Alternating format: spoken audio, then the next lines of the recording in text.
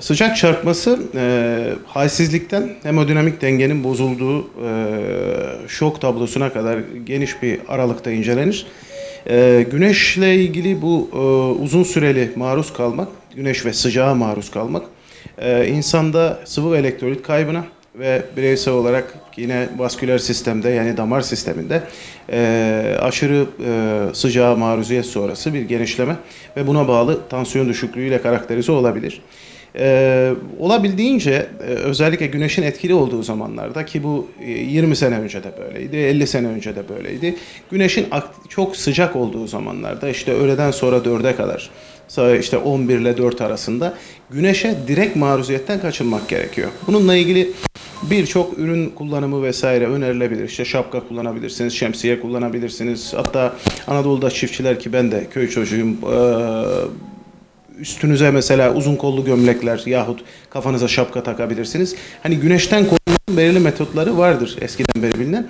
Ama olabildiğince sıvı ve elektrolit kaybını karşılamak için de bulabildiğiniz bütün sıvı kaynaklarından işte sudur, işte yok ayrandır, işte yok efendim sodadır ne kadar bulabilirseniz bunlarla ilgili özellikle kaybettiğiniz sıvıyı da yerine koymak bizim için çok önemlidir.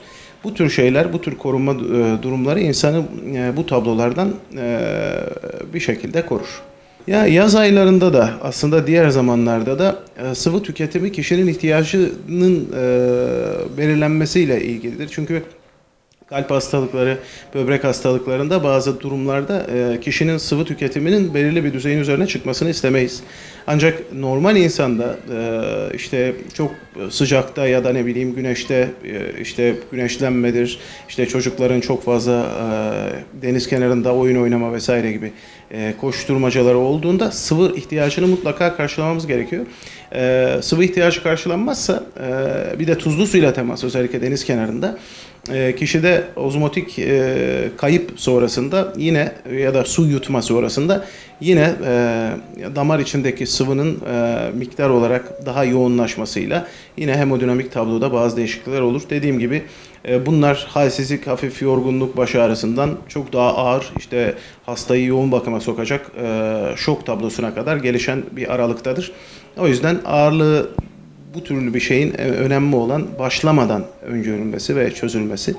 Dediğim gibi her daim kendimize ne yaptıysak, ne kadar yediysek ya da ne kadar harcadıysak ya da ne kadar kaybettiysek o kadar almamız önerilir. Sıvı geri alımı özellikle yaz aylarında çok daha önem kazanıyor. Çünkü hem terle hem tükrükle hem solunum havasıyla hem büyük abdest ve idrarla sıvı kaybediyoruz. Bunların yerine konulması önemli.